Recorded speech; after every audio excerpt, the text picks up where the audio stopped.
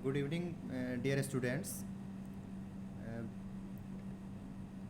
सम short lectures हम आपको भेज रहे हैं थोड़ा सॉइल एंड वाटर केमिस्ट्रीज़ का। मोस्टली ये बेटर होगा न्यू स्टूडेंट्स के लिए,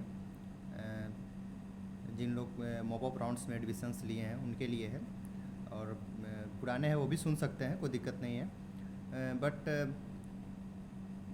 ज़्यादा बेनिफिटेड्स होगा न्यू स्टूडेंट्स, बिकॉज उनका जो कोर्स है वो पीछे से छूट गया है। सो हम ट्राई करेंगे 1 बाय 1 शॉर्ट्स वीडियो सेंड करने का, जिसके थ्रू आप लोग सुनेंगे, और कोई डाउट्स है तो फिर आप मुझसे कांटेक्ट कर सकते हैं। अदरवाइज़ हम लेक्चर्स भी हम लोग जूम के थ्रू ऑर्गेनाइज कर सकते हैं। तो सॉइल एंड वाटर केमिस्ट्री के अंतर्गत सबसे इम्पोर्टेंट क्वेश्चन है यहाँ पे, क्यों हमें soil and water chemistry course को पढ़ना है। दो टर्म्स है, one is the aquacultures and one is the capture fisheries and another is the culture fisheries. क्या डिफरेंस है कल्चर्स एंड कैप्चर्स में? तो कल्चर फिशरीज में क्या है कि हम लोग किसी स्पेसीज़ को या फिर फिश के किसी भी स्पेसीज़ को हम लोग किसी पॉन्ड्स में, टैंक्स में, या फिर कोई भी कल्चर सिस्टम्स में हम लोग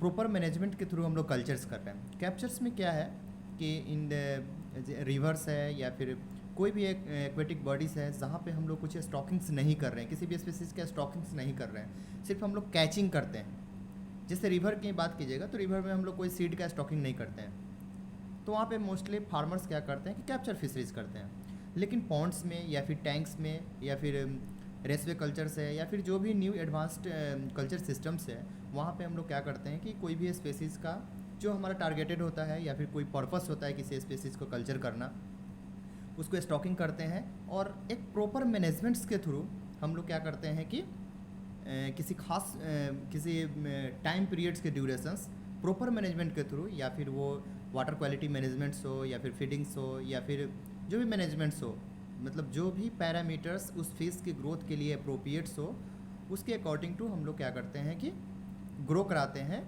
और ग्रो कराने का हमारा पर्पस होता है कि जितना ज़्यादा ग्रोथ होगा, फास्ट ग्रोथ होगा, जितना कम टाइम में ग्रोथ होगा, उतना हमें ज़्यादा प्रॉफिट्स होगा।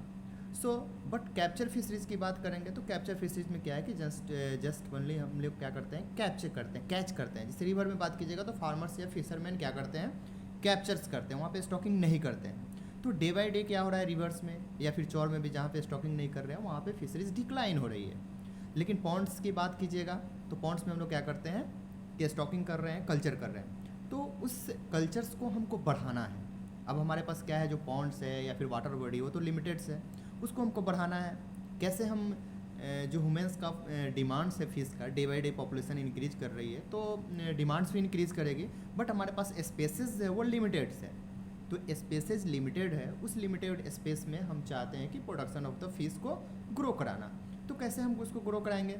तो प्रॉपर मैनेजमेंट्स, यदि हम उस वाटर क्वालिटी या फिर सॉइल को मैनेजमेंट्स करें, या फिर बेटर ऑप्टिमम से लेवल जो उसका पैरामीटर्स है, जो फिश को जो इन्वायरमेंटल फैक्टर्स या फिर बोल सकते हैं उसका फिजियोलॉजिकल फैक्टर्स या फिर जो भी पैरामीटर्स है, उसको हम लोग एक ऑप्टिमम रेंज प्रोवाइड करें, तो फिश मैक्सिमम से मैक्सिमम ग्रोथ कर सकती है, और मैक्सिमम ग्रोथ करेगी तो हमें प्रॉफिटेबिलिटी ज़्यादा होगी।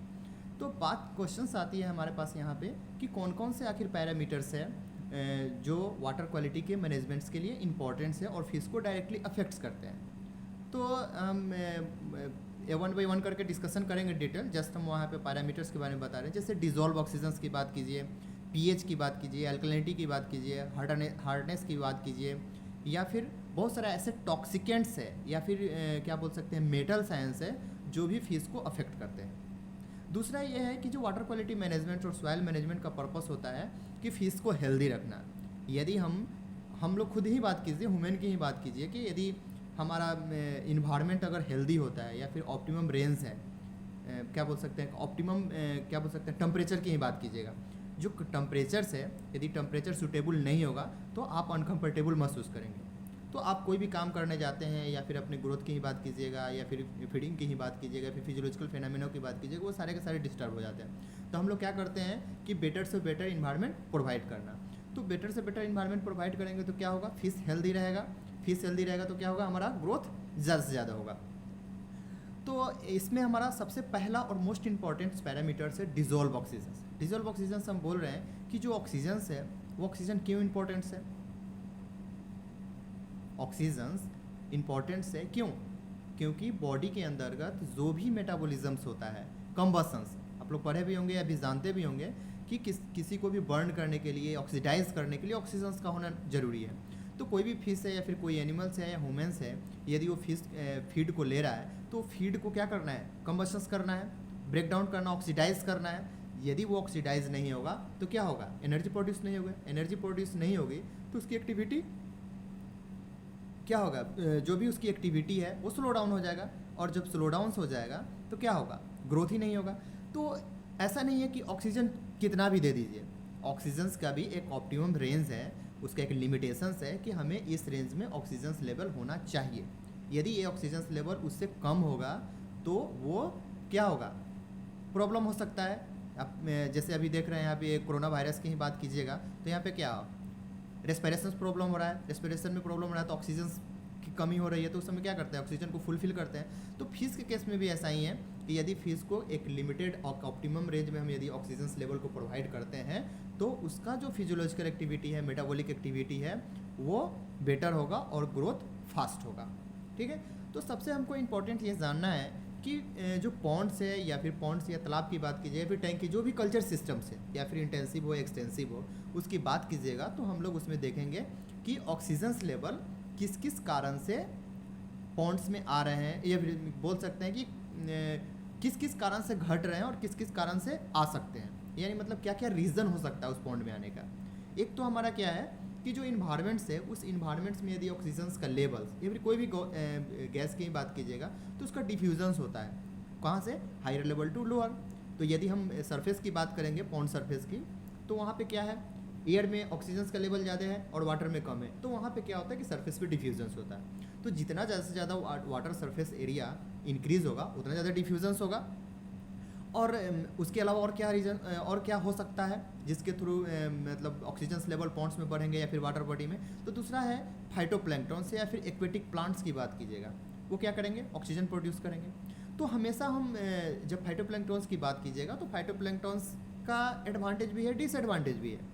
यदि एक ऑप्टिमम लेवल्स में यदि हमारे पास हाई लेवल्स में यदि ब्लूम्स नहीं है एक्वेटिक प्लांट से, या फिर बोल सकते हैं कि अल्गल्स, माइक्रो अल्गी की बात कीजिएंगे कि वो नहीं है, तो हमारे लिए बेनिफिशियल से हाई लेवल होने लगता है तो वो भी डिसएडवांटेज होने लगता है। डिसएडवांटेज इन द सेंस कि यदि बहुत ज़्यादा हो जाएगा तो क्या होगा?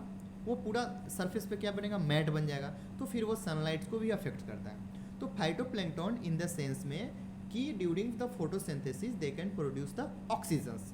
ओके, सो हमेशा हम पॉन्ड कल्चर की बात करेंगे या फिर कोई भी कल्चर सिस्टम्स की, तो वहाँ पे फाइटोप्लैंक्टन्स या फिर प्राइमरी प्रोडक्टिविटी भी उसको बोल सकते हैं, फूड चेन्स का भी काम करता है। तो उसके लेवल को मेंटेन करना है। कैसे मेंटेन करते हैं? तो हम लोग उसको मैन्योरिंग के थ्रू करते हैं, या फिर ऑर्गेनिक मैन्योर या इनऑर्गेनिक मैन्योर, या फिर अदर भी सोर्सेस है, बहुत सारा ऑर्गेनिक मैन्योर का नाम बताएंगे आगे हम कि कौन कौन सा मैन्योर वगैरह का यूज करते हैं, उसका डोजेस क्या है। तो उसके लेवल को भी हम लोग मेंटेन करते हैं। लेकिन उसके घटने के क्या रीज़न हो सकते हैं? घटने के रीज़न ये है कि एक तो हमारा स्टॉकिंग्स, यदि किसी तालाब में फिश को स्टॉक किए हुए हैं तो वो क्या करेगा? ड्यूरिंग रेस्पिरेशन ऑक्सीजन को कंज्यूम करेगा। तो यदि ऑक्सीजन को कंज्यूम करेगा तो ऑक्सीजन का लेवल भी कम होगा। तो जब हम स्टॉकिंग करते हैं तो किसी वाटर बॉडी का एक स्पेसिफिक एरिया का वाटर वॉल्यूम का एक स्पेसिफिक स्टॉकिंग डेंसिटी होता है। ऐसा नहीं है कि कितनी एरिया में कितना भी स्टॉकिंग कर दिए, उसका एक रीजंस है। अब मान लीजिए कि एक रूम में 2, 3, 4 लड़के रह सकते हैं और वहाँ पे हम 10 रख देंगे तो सफोकेशन तो हो सकता है ना, ऑक्सीजन की कमी हो सकती है, या फिर अदर न्यूट्रिएंट्स की, या फिर रहने की जो भी कंपटीशन हो सकता है। तो हम पॉन्ड की भी बात करेंगे तो पॉन्ड में ही यदि सपोज दैट हम यदि पॉन्ड में यदि हम लोग 10,000 फिंगरलिंग को स्टॉकिंग करने की कैपेसिटी, हम वहाँ पे 15,000 डाल देंगे तो क्या होगा? जितना उसको ऑक्सीजन की अवेबिलिटी होनी चाहिए या फिर जितना उसको न्यूट्रिएंट की अवेबिलिटी होनी चाहिए वो तो कम पड़ जाएगा ना, कंपटीशन होने लगेगा। तो जब कंपटीशंस होगा तो क्या होगा? फिशेज स्ट्रेस में आएगी ना। यदि मान लेते हैं कि उसको 5 मिलीग्राम पर लीटर्स ऑक्सीजन होनी चाहिए, उसको 3 मिलीग्राम पर लीटर्स अगर कर दिया जाए तो कंपटीशन आएगी। या फिर उसको 5 मिलीग्राम ऑक्सीजन चाहिए 10,000 क्या बोलते हैं, या फिर 1 फिश के लिए या 2 फिश के लिए, अगर डिस्ट्रीब्यूट कर दे, यदि उसके हिस्से में कम पड़ जाए तो क्या होगा? उसकी एक्टिविटी स्लो डाउन हो जाएगी। जब एक्टिविटी स्लो डाउन होगी तो उसका ग्रोथ जितना होना चाहिए उतना तो नहीं हो पाएगा। तो हमेशा यह ध्यान रखना है कि जितना उसका ऑक्सीजन लेवल होना चाहिए उसको हमको मेंटेन करना है। तो उसके लिए हम लोग क्या करते हैं कि time to time dissolve oxygen level को मेंटेन करते हैं, क्लियरली। लेकिन यह oxygen level only stocking density पर अफेक्टेड नहीं होता है, ये अफेक्टेड होता है अदर पैरामीटर्स पे भी, जैसे टेम्परेचर्स भी अफेक्ट करता है। टेम्परेचर्स क्या करता है कि टेम्परेचर्स इंक्रीज करेगा या फिर डिक्रीज करेगा, वो भी डिजोल्व ऑक्सीजन की कैपेसिटीज़ को क्या बोलते हैं कि चेंज करता है। टेम्परेचर इंक्रीज करेगा तो डिजोल्व ऑक्सीजन कैपेसिटी क्या होता है, डीओ लेवल क्या होता है, कम होने लगता है। हाई टेम्परेचर्स पर जो ऑक्सीजन है उसकी डिजोल्विंग कैपेसिटी कम होती है। यानी कभी कभी ये क्वेश्चंस भी आता है कि what is the relation between dissolve oxygen and temperature. तो ध्यान रखिएगा, जैसे कोल्ड वाटर फिशेस की बात करेंगे, कोल्ड रीजन्स की बात करेंगे, वहाँ पे वाटर्स का क्या बोलते हैं कि ऑक्सीजन लेवल जो होता है वो ज़्यादा होता है एज कम्पेयर टू जो टेम्परेचर्स जहाँ पे हाई है उसमें, क्योंकि यहाँ पे टेम्परेचर ज़्यादा है तो जो वाटर जो गैसेस मॉलिक्यूल्स है इसका मूवमेंट फास्ट हो जाता है, तो उस कंडीशन में उसकी डिजोल्विंग कैपेसिटी कम हो जाती है। बट ऐसा नहीं कि सिर्फ टेम्परेचर्स, अदर भी पैरामीटर्स है, जैसे फाइटोप्लैंक्टन्स की डेंसिटी भी अफेक्ट करती है। यदि फाइटोप्लैंक्टन्स ज़्यादा है तो ज़्यादा से ज़्यादा वो ऑक्सीजन को प्रोड्यूस कर रहा है, लेकिन टेम्परेचर्स अगर ज़्यादा है तो ज़्यादा से ज़्यादा उसके डिजोल्विंग कैपेसिटी को कम कर रहा है। तो ये हमेशा ध्यान रखना है कि increasing the temperature dissolving capacity of the oxygen decreases. उसके बाद क्या है, डायगोनल फ्लक्चुएशंस भी होता है। क्या होगा डायगोनल फ्लक्चुएशंस में, ईयरली मॉर्निंग्स में जब सनलाइट्स नहीं होता, ईयरली मॉर्निंग की बात कर रहे हैं हम, 3 बजे 4 बजे 5 बजे की बात कर रहे हैं, जब सनलाइट नहीं होता उसके पहले डिजोल्व ऑक्सीजन लेवल जो होता है पॉन्ड्स में कम होती है, क्योंकि रात भर जब फोटोसिंथेसिस की प्रक्रिया स्टॉप हुई रहती है तो उस दौरान क्या होता है, फिशेस या फिर अदर एक्वेटिक ऑर्गेनिज्म क्या किए रहते हैं, ऑक्सीजन को कंज्यूम किए रहेंगे, तो ऑक्सीजन लेवल कम हो जाएगा, CO2 को रिलीज किए रहेंगे। बट आफ्टर मॉर्निंग्स जैसे जैसे सनलाइट इंक्रीज करते जाएगा या फिर डे टाइम की बात कीजिएगा तो फोटोसिंथेसिस इंक्रीज करेगी और क्या होगा, हमारा ऑक्सीजन लेवल इंक्रीज कर देगा, और धीरे धीरे फिर इवनिंग के बाद में धीरे धीरे वो स्लो डाउन होता होता है, अर्ली मॉर्निंग में क्या हो जाएगा, कम हो जाएगा। तो हमेशा ये जब भी हम स्टॉकिंग करेंगे या फिर हाई स्टॉकिंग डेंसिटी करते हैं, यदि सपोज देन हम चाहते हैं कि 5 के बदले हम लोग 10 स्टॉकिंग करें, 10 के बदले 15 करें, जिसका उसका रेंज है, तो हम लोग क्या करते हैं कि वहाँ पे डिजोल्व ऑक्सीजन लेवल को मेंटेन करते हैं, और इस डिजोल्व ऑक्सीजन को मेंटेन करने के लिए हम लोग डिफरेंट टेक्निक्स को अपनाते हैं। जैसे वाटर स्प्लेसिंग करते हैं, कभी कभी क्या करते हैं, बम्बू स्टिक्स के थ्रू भी हम लोग वाटर्स को ऊपर नीचा करते हैं ताकि उसका सरफेस एरिया इंक्रीज कर जाए और उसमें डिजोल्व ऑक्सीजन लेवल इंक्रीज कर जाए। कभी कभी हम लोग डक को, बत्तख को भी डाल देते हैं ताकि वो मूव करे वाटर्स में, तो उसका सरफेस एरिया इंक्रीज करे और डिजोल्व ऑक्सीजन लेवल को बढ़ाए। उसके बाद क्या है कि जैसे कि हम लोग एरेटर्स का भी प्रयोग करते हैं, मैकेनिकली मोटराइज है या फिर सोलर पावर्स के थ्रू भी या फिर इलेक्ट्रिक के थ्रू भी हम लोग लगाते हैं, जहाँ पे हाई स्टॉकिंग डेंसिटी करते हैं। जैसे बहुत सारा अभी बायोफ्लॉक टेक्निक्स वगैरह देखे होंगे, तो वहाँ पे भी हम लोग एरेटर लगाते हैं, क्योंकि वो हाईली इंटेंसिव कल्चर सिस्टम्स है। वहाँ पे यदि डिजोल्व ऑक्सीजन लेवल को मेंटेन नहीं किया गया तो पूरा का पूरा क्रॉप्स या फिर जो कल्चर सिस्टम है वो कोलैप्स कर जाएगा। तो हमारा क्वेश्चन यहाँ है कि कितना डिजोल्व ऑक्सीजन लेवल चाहिए, ऑप्टिमम रेंज होना चाहिए। तो ऑप्टिमम डिजोल्व ऑक्सीजन लेवल जो होता है 5 मिलीग्राम पर लीटर्स होना चाहिए, ठीक है। यदि 5 मिलीग्राम पर लीटर्स होगा तो फिश का नॉर्मल ग्रोथ होता है, और नॉर्मल ग्रोथ होगा तो क्या होगा, हमें ज़्यादा से ज़्यादा प्रॉफिट्स मिलेगा।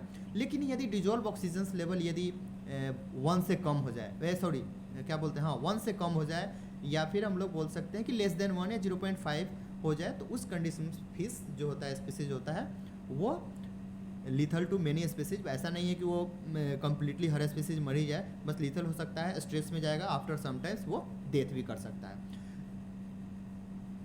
ऑप्टिमम रेंज है 5 मिलीग्राम पर लीटर। जैसे ही ऑप्टिमम लेवल से कम आएगा फिश क्या होगा, स्ट्रेस में रहेगा। लेकिन कोई ज़रूरत नहीं है कि स्ट्रेस में होगा तो फिश मर ही जाएगा, आफ्टर सम टाइम हो सकता है रिकवर भी कर जाए, यदि हम उसको आफ्टर सम टाइम उसको मेंटेन करेंगे। लेकिन यदि वह स्ट्रेस कंडीशंस लॉन्ग टर्म्स के लिए चले तो क्या हो सकता है कि फिश डाई भी कर सकती है, लेथल कंडीशंस भी आ सकती है। सो ध्यान रखिएगा हमेशा कि डिजोल्व ऑक्सीजन लेवल 5 मिलीग्राम पर लीटर से होना चाहिए। इन ट्रॉपिकल कंडीशंस की बात करेंगे जो फ्रेश वाटर फिशेज है उसकी, और यदि उससे कम होता है तो फिश स्ट्रेस में आता है, जनरली 1 से नीचे आता है तो लिथल कंडीशंस कॉज करता है। ओके, एनी डाउट्स हो तो डिस्कस कर सकते हैं। व्हाट्सएप पे भी मैसेज कर सकते हैं, या अदरवाइज जूम का जो क्लासेस होगा जिस दिन, उस दिन हम लोग डिस्कशन कर लेंगे। Okay, thank you.